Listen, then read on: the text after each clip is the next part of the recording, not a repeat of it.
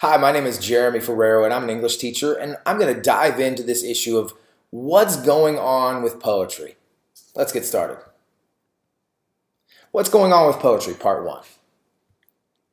First of all, what is a poem? See, poetry is not prose. You see, prose is the ordinary language people use in writing and speaking. So when you talk and when you write, generally you write in prose. Poetry is a form of literary expression that captures experiences or perceptions in musical language. Therefore, if prose is like talking, then poetry is like singing. And when you look at a poem, you know the difference between a poem and prose because the setup is different. You usually see a difference between how prose is set up and how poetry is set up.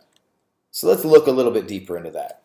Unlike prose, which has a narrator, poetry has a speaker.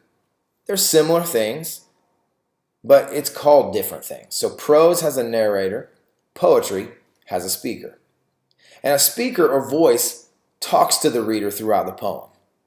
And the speaker is not necessarily the poet. It could be someone completely different, like a fictional person, an animal, even a thing. So let's look at an example of that. This is from Once Upon a Time by Gabriel Okara. But believe me, son, I want to be what I used to be when I was like you. We have an instance of a speaker talking to the reader. Poetry is also formatted differently than prose. See, in prose, you have sentences, usually complete sentences, hopefully complete sentences with punctuation at the end. But in poetry, you have a line, which is a word or maybe a row of words that may or may not form a complete sentence. And in prose, you have paragraphs, but in poetry, you have a stanza, which is a group of lines that form a unit separated by a space. So you have similarities, but there are drastic differences between poetry and prose and how they look. For example, from the first book by Rita Dove, open it. And then there's a space. It starts the next stanza. Go ahead. It won't bite. Well, maybe a little. So we can definitely see in just this small section the difference between what a poem looks like and what prose looks like. Figures of speech are a huge part of poetry. And if we don't understand figures of speech, then we won't understand poetry very well. See, a figure of speech is a word or expression that is not meant to be read literally. And those things could be similes, metaphors, personification, hyperbole, and imagery. So let's first look at simile, which is a figure of speech that uses words like or as to compare two seemingly unlike things. For instance, from Harlem by Langston Hughes, does it stink like rotten meat? Through this simile, we get a picture, a sense of what is going on and maybe how bad it stinks. Metaphor also compares two seemingly unlike things, but it does not use like or as. For instance, from I Am Singing Now by Lucy Tapahanso. The moon is a white sliver. It compares the moon and a white sliver, but it does not use like or as. Personification attributes human-like qualities and characteristics to an animal, object, or idea. I like to say that personification takes something that's not a person and makes it seem like a person. For instance, Emily Dickinson writes, a spider sewed at night. Takes something that's not a person and gives it human-like qualities. Hyperbole is a figure of speech in which great exaggeration is used for emphasis or maybe even for humor. And we do this a lot of times when we talk to people. We use hyperbole. For instance, you've asked me 1,000,000 times. That's hyperbole. It's used for emphasis.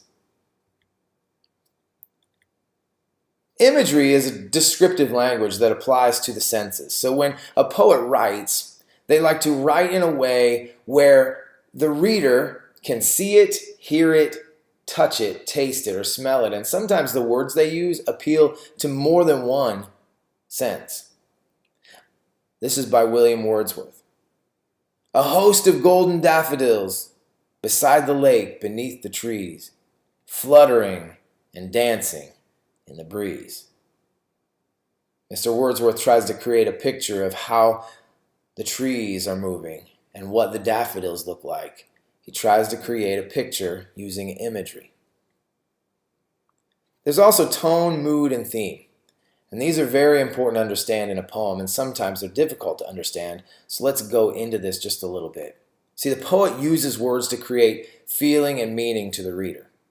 And tone is part of that, mood is part of that, and theme is going to be a huge part of the message the poet is trying to convey. Tone and mood. First of all, tone is the poet's attitude toward the subject, the audience, or the poet himself or herself. Mood, however, is the feeling the text conveys to the reader, a state or quality of feeling at a particular time. So whereas tone and mood can be easily confused because they seem similar, tone refers specifically to how the poet feels about the subject of the poem, whereas mood refers specifically to what the feeling the text is trying to evoke in the reader. Tone refers to the attitude of the poet toward the subject, whereas mood refers to how the text is making the reader feel. Make sure you understand those two things. And then theme. Sometimes we confuse theme completely because we define it as the moral of the story, and that's kind of inaccurate. The only time the theme is the moral of the story, generally, is in a fable. Fables usually have a moral at the end. What kind of point are you trying to take from it? But we oversimplify when we say that every theme in a poem or a piece of writing is the moral of the story. More accurately stated, theme is always the message the writer is trying to convey. So when you're trying to think of theme, look at the poem and try to figure out what message is the writer trying to get across to the reader. And that is the theme. So poetry sometimes is difficult to understand, but hopefully with this video and several others that will follow it, you'll be able to understand it with greater detail. Thank you so much.